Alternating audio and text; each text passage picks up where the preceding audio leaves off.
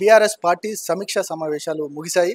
దాదాపు 17 రోజులుగా కొనసాగిన సమీక్షా సమావేశాల్లో ఇటు కార్యకర్తల యొక్క మనోభావాలను, అదేవిధంగా కార్యకర్తల యొక్క విజ్ఞప్తులను ఇక పార్టీ అధిష్టానం తీసుకుంది. దీనికి సంబంధించి పూర్తిగా భవిష్యత్ కార్యాచరణ, పార్లమెంట్లో వ్యవహరించాల్సిన భవిష్యత్ కార్యాచరణ పైన కూడా పెద్ద ఎత్తున చర్చ జరిగింది. ఇక ఈ అంశాలపైన మాట్లాడడానికి ఇక మాజీ సభాపతి మనతో పాటు ఉన్నారు. ఇక అడుగుదాం. ఇక సార్ చెప్పండి, మధుసూదనాచారి గారు. 17 లోక్సభ నియోజకవర్గాల సమీక్ష సమావేశాలు 3వ తారీఖున ప్రారంభమై ఈ రోజుతో పూర్తి అయినాయి. చాలా చక్కటి సూచన.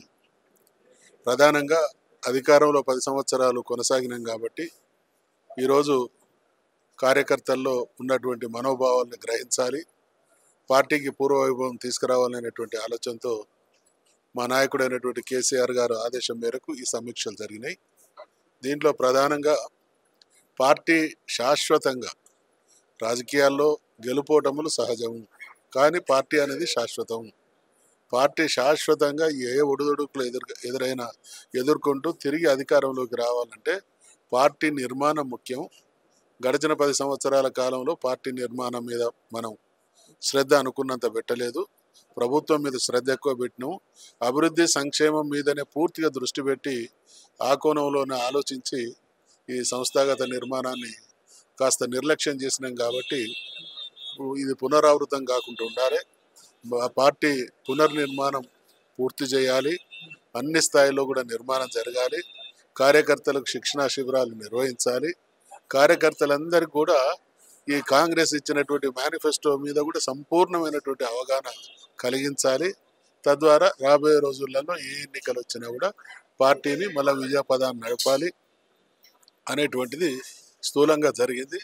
ఈ మధ్యకాలంలో మేము ఇప్పుడు ఇక్కడ హైదరాబాద్ కేంద్రంగా 17 లోక్సభ స్థానాల సమీక్ష ముగిసింది. రాబోయే కొద్ది రోజులలో నియోజకవర్గాల వారీగా కూడా ఈ కార్యక్రమం ఉంటుంది. కేసీఆర్ గారు ఒకసారి ఈ విషయాలు గారు మీరు చెప్పండి. ఇటు దేశంలో బీజేపీ ఉంది, ఇప్పుడు రాష్ట్రంలో కూడా కాంగ్రెస్ పార్టీ ఉంది. మీకే ఎందుకు పార్లమెంట్లో ఓటేయాలంటే మీరు ఏం చెప్తారు? మేము టీఆర్ఎస్ పార్టీ 2004 నుండి లోక్సభలో ప్రాతినిధ్యం వహిస్తూ ఉన్నది. ఇప్పటికి దాదాపు 20 సంవత్సరాలు పూర్తయింది. ఈ 20 సంవత్సరాల కాలంలో లోక్సభకు బీజేపీ ఎంపీలు ఉన్నారు, కాంగ్రెస్ ఎంపీలు ఉన్నారు, బీఆర్ఎస్ ఎంపీలు.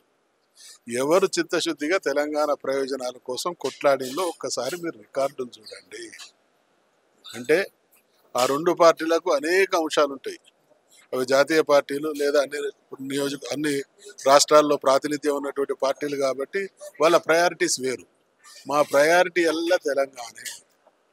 మేము తెలంగాణకు రక్షణ కవచంగా పనిచేసేటువంటి ఏకైక పార్టీ ఇప్పుడున్న అన్ని పార్టీలలో బీఆర్ఎస్ మాత్రమే.